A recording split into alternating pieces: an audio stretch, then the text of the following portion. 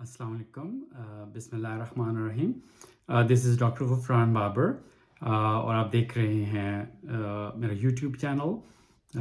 आज का जो टॉपिक है वो बहुत इंटरेस्टिंग है और जो बीमारी और जो डिज़ीज़ हम आज डिस्कस करेंगे वो है थैलेसीमिया।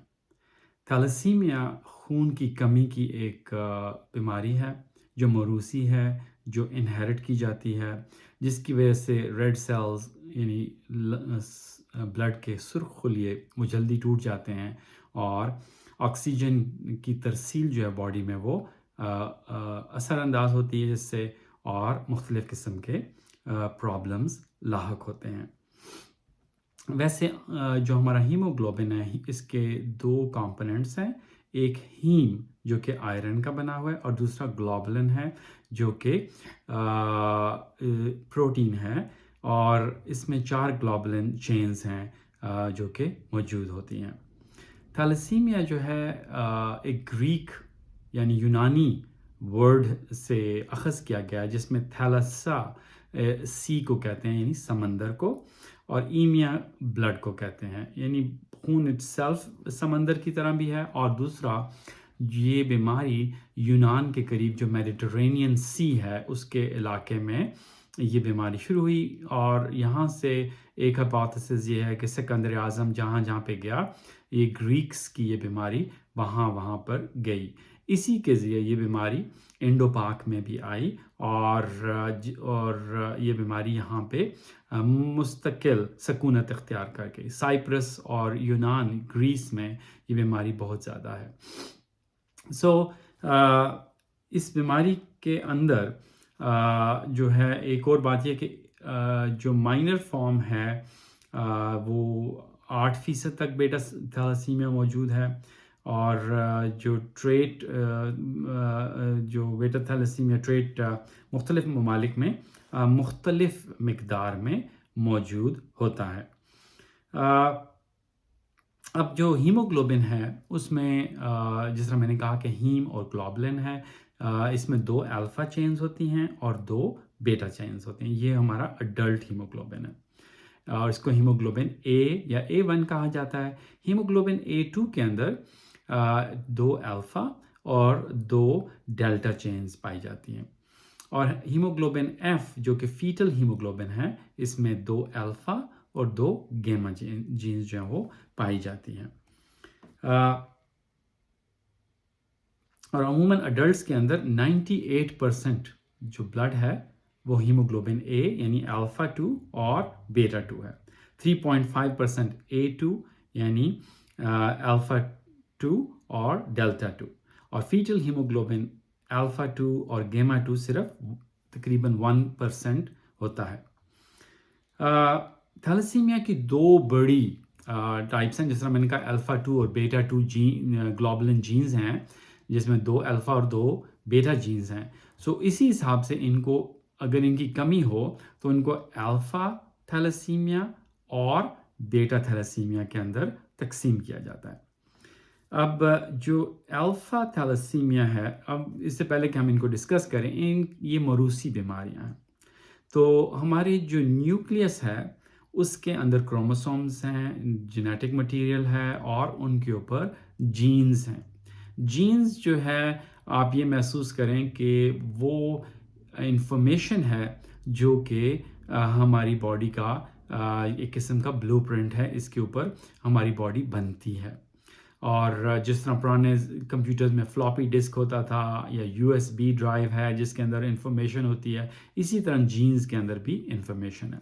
तो अगर इन जीन्स की कमी हो या डिफेक्टिव हो, डिलीशन हो या एबनॉर्मल म्यूटेशन हो, उनके अंदर कोई तब्दीली आ जाए, तो जो उनके ज़रिए इंफॉर्मेशन रिले होगी, जो पैगाम रसानी होगी प्रोटीन बनने में, क्योंकि न्यूक्लियस से मैसेंजर RNA गोल्जी एपरेटस के ऊपर, राइबोसोम्स के ऊपर जाएगा, जहाँ पे प्रोटीन सिंथेसिस होगी, और वो प्रोटीन सिंथेसिस पैकेज होती है अल्टीमेटली राइबोसोम्स गोल्जी एपरेटस से। तो अगर मैसेंजर RNA जो इंफॉर्मेशन लेके जा रहा है वो डिफेक्टिव है because of the abnormal gene, यानी जो हमारे खुलियों के अंदर जो इंफॉर्मेशन न्यूक्लियस के अंदर मौजूद है वो एबनॉर्मल है, तो वो एबनॉर्मल ही पैगाम रसानी होगी, जिसकी वजह से प्रोटीन भी एबनॉर्मल बनेगी और हीमोग्लोबिन की जो चेन्स हैं वो या तो कम होंगी या इनफेक्टिव होंगी या टोटली एब्सेंट होंगी। तो उस लिहाज से ये बीमारी जो है ऑटोसोमल रिसेसिव है। ऑटोसोमल रिसेसिव हर जीन के लिए हर काम के लिए अल्लाह ताला ने दो जीन्स की हुई हैं, एक माँ की तरफ से एक बाप की तरफ से। अगर ये एक जीन जो है, और इन दोनों को ऑटोसोमल रिसेसिव डिसऑर्डर्स में दोनों जीन्स का होना ज़रूरी है। अब अगर एक पेरेंट नॉर्मल है और एक पेरेंट अफेक्टेड है तो वो सिर्फ डिजीज़ जो है अपने आप को एक्सप्रेस नहीं कर सकेगी। अगर दोनों पेरेंट्स के पास वो ऑटोसोमल रिसेसिव जीन मौजूद है तो वो फिर चांस है कि कुछ बच्चों में ये एक्सप्रेस करेगी। और ऑटोसोमल रिसेसिव में ये होता है कि जो 25% बच्चे हैं, अगर 4 बच्चे हैं तो उनमें से एक कंप्लीटली अफेक्टेड होगा, एक जो है वो कंप्लीटली नॉर्मल होगा, जबकि 2 जो हैं वो कैरियर हो सकते हैं। अल्फ़ा थैलेसीमिया, जिस तरह मैंने कहा कि ये जीन्स जो हैं ये अल्फ़ा जीन्स मौजूद हैं। अगर और इस ईच जीन की 2 कॉपीज़ हैं। ये जो एक पेरेंट से आ रही है जीन, इसकी 2 कॉपीज़ हैं। तो अगर एक जीन होगी तो वो साइलेंट कैरियर होगा। अगर वो 2 जीन्स हैं तो वो फिर थैलेसीमिया, अल्फ़ा थैलेसीमिया माइनर होगा। अगर 3 अल्फ़ा जीन्स जो हैं एक पेशेंट में डिलीशन हुई है उनकी, तो हीमोग्लोबिन एच बनाएगा। और अगर 4 सारी की सारी जीन्स डिफिशिएंट है तो उसको जो है वो सवेयर इलनेस होगी और हाइड्रॉप्स फिटालिस, यानी माँ के पेट के अंदर ही बच्चे को शदीद अनीमिया होगा, जिसकी वजह से उसका हार्ट फेल हो जाएगा, उसका जिस्म फूल जाएगा एडीमा की वजह से, और उसकी मौत इंट्रा यूट्राइन यानी माँ के पेट में ही उसकी डेथ जो है वो वाक़या हो जाएगी। जो हैं साइलेंट कैरियर या ट्रेट्स, उनको अमूमन कोई सिम्टम्स नहीं होते, जबकि हीमोग्लोबिन एच के अंदर उनको उनके खून के खुलिये जो हैं वो टूटते हैं, क्योंकि जो एबनॉर्मल हीमोग्लोबिन है वो प्रेसिपिटेट होता है, वो जो है जुड़ के अजीब सी शक्ल बना लेता है। और जो डिफॉर्मेबिलिटी है, क्योंकि हमारे जो खून के खुलिये हैं अगर वो दिल से निकलते हैं तो खून की शरियानों के ज़रिए हर सेल के करीब वो टाइनी ब्लड वेसल्स के ज़रिए गुजरते हैं, और उन्हीं टाइनी जो पैथ्स हैं, जो रास्ते हैं, वो उसमें से स्क्वीज़ होके वो रेड सेल्स निकल जाते हैं। इसी तरह स्प्लीन एक अहम ऑर्गन है जहाँ पे इनकी छांटी होती है, वो रेड सेल्स जो कि ठीक ना हो वहाँ पे टूट जाते हैं। और अमूमन हमारे रेड सेल का जो सर्वाइवल है वो तकरीबन 3 माह या 90 डेज़ है। और रेड सेल्स जो हैं वो हमारी खून की जो वो सेल्स हैं वो हड्डियों के गूदे में बनते हैं और वहाँ से वो हमारे ब्लड में आ जाते हैं। तो अगर वो एबनॉर्मल होंगे, डिफॉर्मेबिलिटी यानी उनकी शक्ल तब्दील होने में इलास्टिसिटी नहीं होगी, तो वो इन ऑर्गन्स के अंदर जब जाएंगे, छोटी ब्लड वेसल्स के अंदर या स्प्लीन जो कि बहुत ही जिसके अंदर ब्लड वेसल स्मॉल हो जाते हैं, जिसमें से उनकी गांठ छांट होती है, तो वो बहुत ज़्यादा हो जाएगी, बहुत ज़्यादा टूट जाएंगे, जिसकी वजह से उनके अंदर अनीमिया या खून की कमी वाक़या हो जाएगी।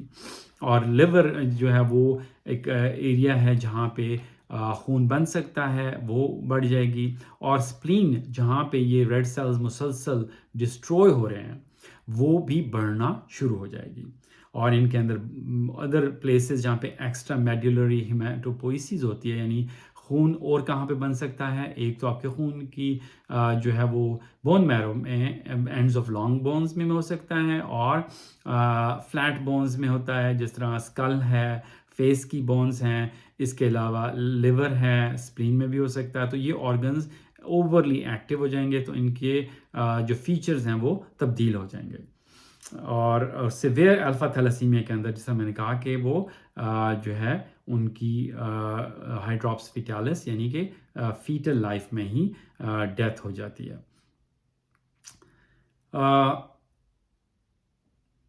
और जो ये होते हैं बार्ट्स हीमोग्लोबिन, अगर ये कम है तो सर्वाइवल हो सकता है, अगर बहुत ज़्यादा तो उनको भी प्रॉब्लम्स बढ़ जाएंगे।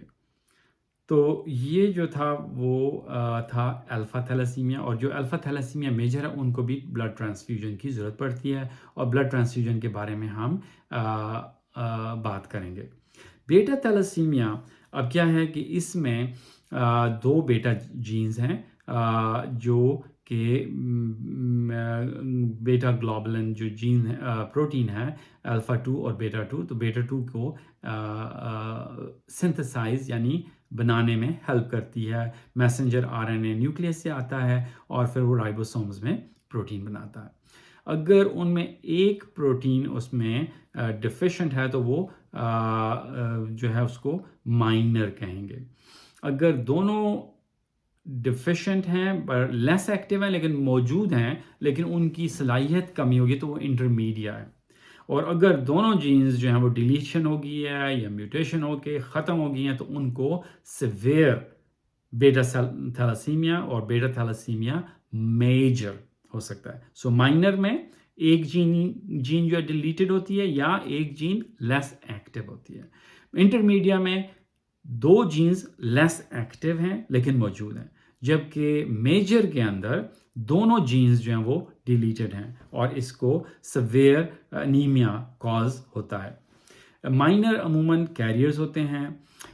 Intermedia variable degree of severity, कुछ को बहुत ही मामूली होता है, कुछ को ज़रा से ज़्यादा होता है, कुछ को ब्लड ट्रांसफ्यूजन्स की ज़रूरत पड़ती है। जबकि मेजर फॉर्म जो है वो तकरीबन 1 साल की उम्र में मैनिफेस्ट होती है, ज़ाहिर होती है, और शदीद अनीमिया, उनकी ग्रोथ रुक जाती है, उनके लिवर स्प्लीन ऑर्गन्स जो हैं बढ़ जाते हैं, स्केलेटन उनका डिफॉर्म हो जाता है, और 2 साल की उम्र पे उन्हें जो है वो ब्लड ट्रांसफ्यूजन की ज़रूरत पड़ जाती है। स्केलेटल डिफॉर्मिटीज़ में प्रोमिनेंट फोरहेड, मैलर बोन ये प्रोमिनेंट हो जाता है, और माथे की हड्डी जो है वो प्रोमिनेंट, क्योंकि यहाँ पर रेड सेल्स बन रहे हैं, तो इनको चिपमंक फेसिस भी कहा जाता है। और इनके अंदर जो अल्फ़ा 2 बेटा 2 यानी अडल्ट हीमोग्लोबिन है वो बहुत कम होगा, और जिसकी वजह से जो इनमें फीटल हीमोग्लोबिन है वो उमन ज़्यादा होता है। सो इसके जब आपके रेड सेल्स स्प्लीन के अंदर सो जो फीटल हीमोग्लोबिन बन रहा है वो प्रेसिपिटेट करेगा, और स्प्लीन के अंदर उसी तरह रेड सेल्स के डिस्ट्रक्शन होगी कि उनकी डिफॉर्मेबिलिटी कम है। और जब रेड सेल्स हमारी ऑक्सीजन को कैरी करते हैं, और ये हीमोग्लोबिन के ऑक्सीजन कैरिंग सब्सटेंस है, जब ऑक्सीजन हमारे खुलियों पे नहीं पहुंचेगा, किडनीज पे नहीं पहुंचेगा, वहाँ पे एरिथ्रोपोइटिन प्रोड्यूस होगा। एरिथ्रोपोइटिन हमारी बोन मैरो की ओवर एक्टिविटी कॉज करेगा, उनकी एक्सपेंशन करेगा, जिसकी वजह से फेशियल फीचर्स उनके बदल जाएंगे। और इसके साथ साथ जो हीम और ग्लोबुलिन हीम जो रिलीज हो रहा है वो चेंज हो जाता है आपके आयरन के अंदर, और कुछ इसमें से जो है वो बिलिरुबिन में बदल जाएगा। जो आयरन है वो आयरन ओवरलोड, क्योंकि बहुत सारे रेड सेल्स डिस्ट्रॉय हो रहे हैं, तो वो आयरन आपके मुख्तलिफ ऑर्गन्स में जाके बैठ जाएगा, डिपॉजिट हो जाएगा। आयरन जो है वो हार्ड है, जिस तरह लोहा है, तो वो उन ऑर्गन्स के ना सिर्फ फंक्शन को इम्पेयर करेगा, जिस तरह हार्ट है, अगर उसके अंदर डिपॉजिट हो गया तो वो उसको मसल्स को डैमेज करेगा और उसकी कॉन्ट्रैक्शन को कम करेगा, हार्ट फेलियर में चले जाएगा। लिवर में डिपॉजिट होगा तो लिवर के खुलियों को डिस्ट्रॉय करेगा, फाइब्रोसिस सिरोसिस हो जाएगा। एंडोक्रिन ऑर्गन्स में अगर जाएगा तो वहाँ पे उनको भी उनकी एक्टिविटी को कम करेगा। बोन मैरो के अंदर ये ओवर एक्टिविटी से फ्रैक्चर्स हो सकते हैं। जब भी कोई बच्चा पेल हो, अनीमिया के साथ आए, आप उसका हीमोग्लोबिन चेक करें, और उसके बाद आप उसकी डिटेल्ड उससे पहले के वो हिस्ट्री ली आपने कि फैमिली हिस्ट्री तो नहीं है। अनीमिया के अंदर अगर फैमिली हिस्ट्री है तो ये एक रेड फ्लैग है। और हमारे ममालिक के अंदर India, Pakistan, Bangladesh, Jewish community, Mediterranean और इनब्रेड कम्युनिटीज़ के अंदर जो कि छोटे छोटे गांव में हैं, उनमें फैमिलीज़ में ही मैरिज होती है, या जीन पूल जो है वो लिमिटेड होता है। जिसकी वजह से ऑटोसोमल रिसेसिव डिसऑर्डर्स बार बार जो है वो ट्रांसमिट होते हैं फ्यूचर जनरेशन्स के अंदर। सो इसलिए फैमिली के अंदर जो है वो एजुकेशन का बहुत ज़रूरी है। और एग्ज़ाम के ऊपर आप जब बच्चे का आपने हिस्ट्री ली, पेल है, उसको फटीग है, टायर्डनेस है, ग्रो नहीं कर रहा, लिवर स्प्लीन उसका बढ़ा हुआ है, तो आपको स्ट्रॉन्ग सस्पेशन थैलेसीमिया पे जाएगा, स्पेशली अगर फैमिली में ही मैरिज है। तो ब्लड सेल हीमोग्लोबिन देखेंगे, हाइपोक्रोमिक माइक्रोसिटिक एनीमिया होगा और आयरन ओवरलोड होगा कि आयरन जब आप मेजर करेंगे फेरेटिन लेवल, ट्रांसफेरिन लेवल, तो वो इनका बड़ा होगा compare to iron deficiency anaemia. Iron deficiency में भी माइक्रोसिटिक हाइपोक्रोमिक एनीमिया होगा, मगर उनमें जो है वो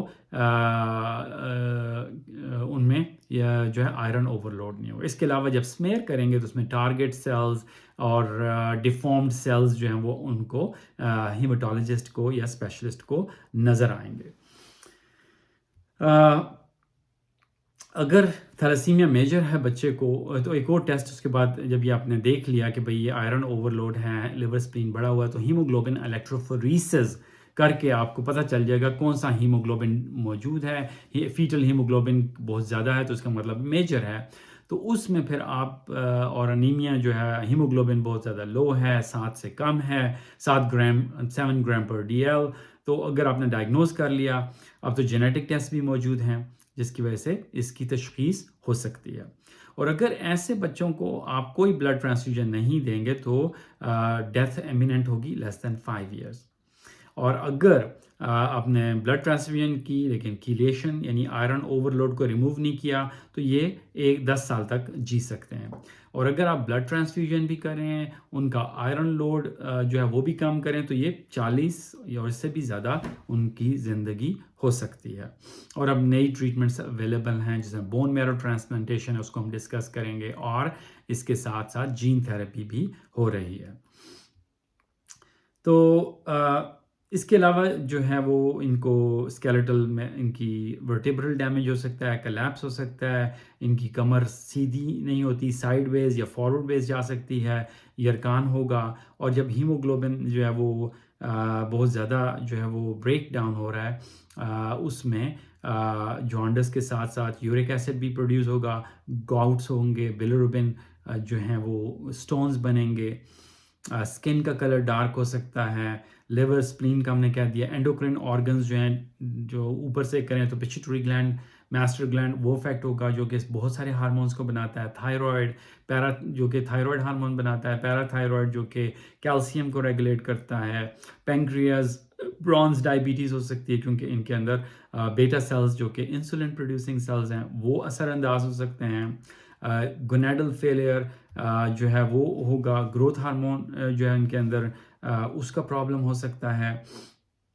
तो मल्टीपल हार्मोनल प्रॉब्लम्स जो हैं हो सकते हैं। इसके अलावा उनकी बोन मैरो वो या तो काम ही नहीं कर रही, या अगर बना रही है तो वो एबनॉर्मल रेड सेल्स हैं, आयरन ओवरलोड, क्रॉनिक हेमोलिसिस यानी रेड सेल ब्रेकडाउन होंगे, इनके अंदर स्ट्रोक होने का चांस है, खून जम सकता है, इन्फेक्शन, क्योंकि लिवर जो स्प्लीन है वो बढ़ रही है, उसका फंक्शन जो है वो इम्पेयर हो रहा है, कम हो रहा है। और अगर आप उसको आयरन ओवरलोड की ट्रीटमेंट डेस्फेरोक्सामिन देंगे, उसका भी प्रॉब्लम हो सकता है।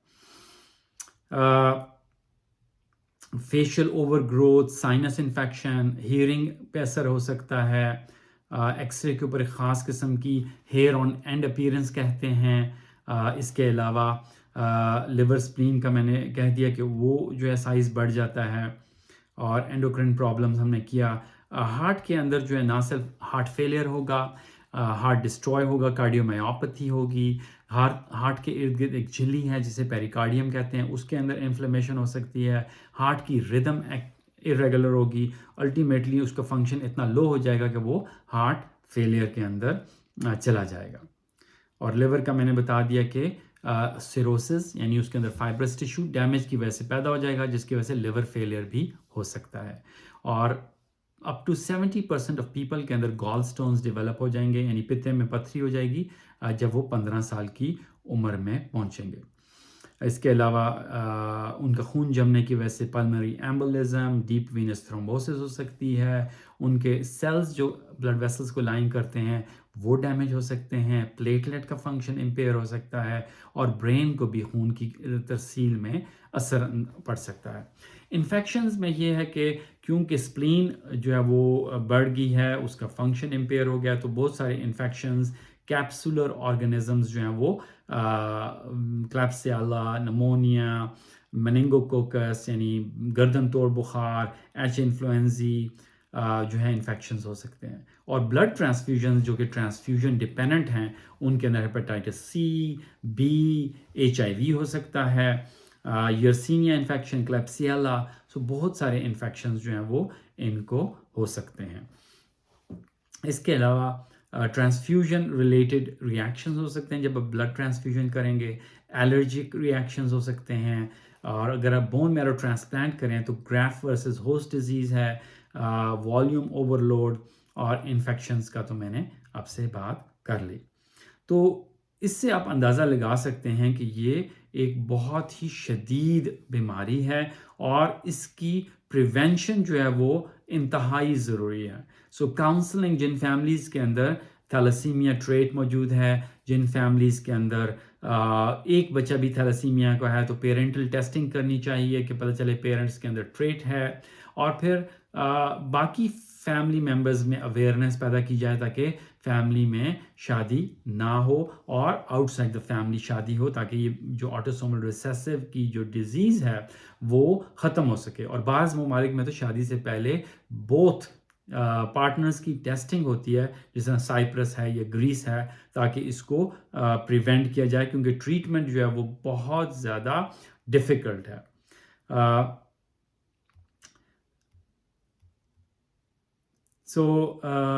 जो मेजर थैलेसीमिया है उसमें फीटल हीमोग्लोबिन 90 से 98% हो सकता है, और माइनर के अंदर 1 से 5। जो नॉर्मल हीमोग्लोबिन है वो हीमोग्लोबिन ए है, नॉर्मल पीपल के अंदर वो 97% मौजूद होता है। माइनर थैलेसीमिया, बेटा थैलेसीमिया के अंदर नॉर्मल हीमोग्लोबिन 90 to 95 होता है, जिसकी वजह से उनका नॉर्मल लाइफ हो सकती है। और A2 जो है वो जो माइनर फॉर्म है उसमें 3 से 7% तक हो सकता है। तो हीमोग्लोबिन इलेक्ट्रोफोरेसिस से आपने इसको डायग्नोज कर लेना है और उसके बाद once it's diagnose then you have to figure out a treatment plan, ताकि ये बच्चा जो है वो कॉम्प्लिकेशंस की तरफ ना जाए। उसका आयरन लेवल जो है वो कंटिन्यूसली मॉनिटर करना है, लिवर फंक्शन टेस्ट करने हैं, थायराइड लेवल्स, उसके प्यूबर्टी हार्मोन्स, टेस्टोस्टेरोन, और लड़कियों में estradiol levels, LH, FSH, blood sugar, pancreas तो नहीं फेल हो रहा, उसकी बोन मिनरल डेंसिटी मेजर करनी है, विटामिन D लेवल करना है, calcium phosphate, PTH level, iron की कीलेशन, आयरन लेवल जो है मेजर करें। समटाइम्स लिवर बायोप्सी की ज़रूरत पड़ती है, कार्डिक MRI करना चाहिए ताकि पता चले कि कार्डिक का जो है वो फंक्शन कैसा जा रहा है। सो ट्रीटमेंट मोडालिटीज़ में सपोर्टिव ट्रीटमेंट है, क्यूरेटिव और प्रिवेंटिव ट्रीटमेंट है। सपोर्टिव ट्रीटमेंट तो मैंने डिस्कस कर ली कि ट्रांसफ्यूजन के ऊपर डिपेंड करेगा कि उसको ब्लड ट्रांसफ्यूजन यूं ही less than 7 grams on 2 occasions हो जाए, तो 2 वीक्स अपार्ट, तो उनको फिर ब्लड ट्रांसफ्यूजन की ज़रूरत पड़ती है। या आपने फिजिकली फेशियल चेंजेस देख ली, पुअर ग्रोथ देख ली, फ्रैक्चर्स हो रहे हैं, एक्स्ट्रा मेडुलर हेमोपोइसिस हो रही है, तो आपने ट्रांसफ्यूजन्स के बारे में सोचना है। और इसमें AB इनकॉम्पैटिबिलिटी, प्रॉपर ब्लड आप उसको करें, पैक्ड सेल वॉल्यूम ज़्यादा बेहतर है, ताकि लार्जर वॉल्यूम में अगर हार्ट भी अफेक्टेड है तो हार्ट फेलियर में ना जाए।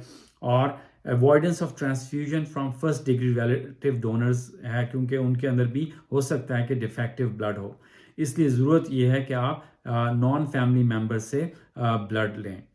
और एक्सटेंसिव क्वालिटी, एडिक्वेसी और सेफ्टी ऑफ ब्लड ट्रांसफ्यूजन को मेंटेन रखें। और टारगेट हीमोग्लोबिन 9 to 10 है कि आप वहाँ तक रखें। ट्रांसफ्यूजन्स में 10 to 15 ml of packed cells आप इनको दे सकते हैं। Life long regular blood transfusion every 2 to 5 weeks जो है इनको ज़रूरत पड़ सकती है। तो आप अंदाज़ा लगा लें कि जो ये ट्रांसफ्यूजन डिपेंडेंट थैलेसीमिया पेशेंट्स हैं उनकी लाइफ कितनी डिफ़िकल्ट होती है। कि एवरी 2 to 5 वीक्स उनको ब्लड ट्रांसफ्यूजन की ज़रूरत पड़ सकती है।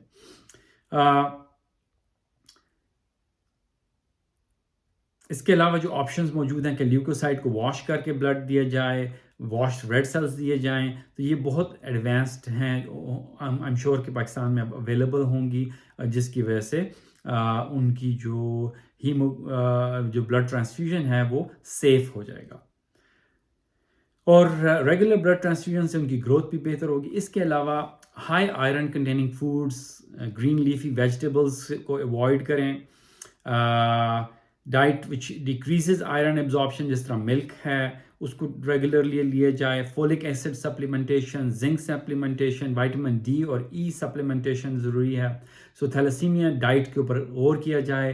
कीलेशन थेरेपी, डेस्फेरोक्सामीन एक ऐसा है केमिकल है जो ये बाइंड करता है आयरन को और आयरन को वाटर सॉल्युबल कर देता है, जिसकी वजह से ये किडनीज के ज़रिए फ्लश आउट हो जाता है और लिवर के ज़रिए भी फ्लश आउट हो जाता है। तो कीलेशन थेरेपी बहुत इंपॉर्टेंट है on a regular basis bye checking the iron ferritin level in the blood और लिवर बायोप्सी और कार्डियक MRI इन एडवांस्ड कंट्रीज़, और ये ट्रांसफ्यूजन के ज़रिए दिया जा सकता है और इसकी गाइडलाइंस मौजूद हैं कि कैसे इसको ट्रांसफ्यूजन किया जा सकता है। और इसका गोल यही है कि आपके जो आयरन स्टोर्स हैं उनको नॉर्मलाइज किया जाए और ओवरलोड या बहुत ज़्यादा जो है वो आपके अंदर आयरन ना हो, और आयरन फेरेटिन लेवल जो है वो लेस देन 2 नैनोग्राम पर ml, जिससे कम हो तो वो बहुत ज़्यादा अच्छा है। इसमें डेस्फेरिऑक्सामीन है, डेफी रिप्रोन है, डेफी सिरॉक्स है। सो मुख्तलिफ नाम के साथ ये कुछ जो है जो लास्ट टू प्रिपरेशन है डेफी रिप्रोन और डेस्फेरिऑक्सामीन, दो ऐसी नई प्रिपरेशन हैं जो ओरल फॉर्म में भी अवेलेबल हैं, जबकि IV और सबक्यूमस डेस्फेरोक्सामीन जो अवेलेबल है, लेकिन इसमें लोकल रिएक्शन और एलर्जिक रिएक्शन, आई के प्रॉब्लम्स और हीयरिंग प्रॉब्लम्स भी रिपोर्ट हुए। तो इसके अलावा मेडिकेशंस हैं जो कि फीटल हीमोग्लोबिन को बढ़ाती हैं, जो कि ज़्यादा बेहतर ऑक्सीजन कैरी कर सकता है, जिसमें हाइड्रोक्सी यूरिया कंपाउंड्स हैं, एथ्रोपोइटिन है और मुख्तलिफ अदर मेडिकेशंस हैं, माइलिलरान, ब्यूटारेट डेरिवेटिव्स, एजासाइटाडीन, तो ये भी यूज़ होते हैं ताकि फीटल हीमोग्लोबिन बढ़े और ब्लड ट्रांसफ्यूजन की ज़रूरत कम हो। लेकिन फिर इनके भी अपने साइड इफ़ेक्ट्स होंगे और ये हेमाटोलॉजिस्ट की सुपरविजन में ही देने चाहिए। एरिथ्रोपोइटिन को भी इफेक्टिव है, ये वो ऑर्गन है जो आपकी बोन मैरो से रेड सेल्स को बढ़ाता है। ब्यूटारेट जो है वो भी एक्सपेरिमेंटल है। स्प्लीनेक्टमी यानी कि स्प्लीन को निकाल देना अगर बहुत बड़ी हो गई है, और you should wait until age 5 और 6 ईयर्स। अगर ब्लड ट्रांसफ्यूजन बहुत ज़्यादा हो गए हैं 200 ml पर किलोग्राम पर आवर, और स्प्लीन जो है जब बढ़ जाएगी तो वो थ्रोम्बोसाइटोपिनिया भी कॉज करेगी, इन्फेक्शन भी बढ़ेंगे, जिसकी वजह से स्प्लीन को निकालना ज़रूरी पड़ जाएगा, स्पेशली इन दोज पीपल जो ट्रांसफ्यूजन बहुत ज़्यादा हो रही है और बोन मैरो ट्रांसप्लांट का डोनर नहीं मिल रहा, तो उसके अंदर आप स्प्लीन को निकाल देंगे। जब स्प्लीन को निकालेंगे तो फिर ये है कि उनको प्रिवेंशन के लिए पेनिसिलिन देना होगा, और साथ ही साथ जो इम्यूनाइजेशन है against organism like pneumococcus, meningococcus, H influenzae, इनके ख़िलाफ़ जो है वैक्सीन लगवानी पड़ेगी ताकि इनके इन्फेक्शंस जो हैं वो ना हों।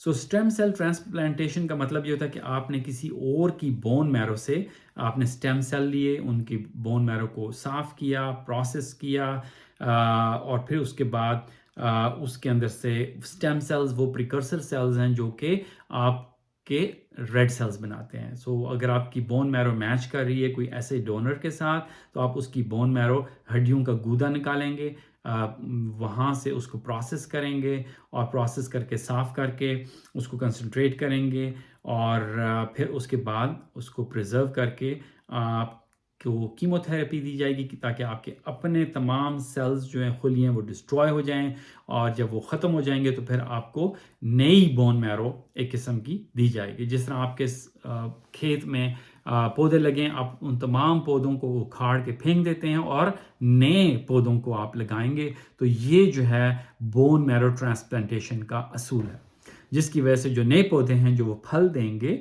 वो नॉर्मल होगा, क्योंकि आपने वो जो सेल्स, जो खुलिए जो प्रोड्यूस करते थे रेड सेल्स, उनको आपने बदला दिया है। सो बेस्ट यही है कि आपका डोनर जो है वो डिजीज़ फ्री हो, लेकिन आपकी बोन मैरो उसके साथ मैच कर जाए। जीन थेरेपी उसमें यह है कि normal globulin gene into the marrow stem cells cure कर सकता है।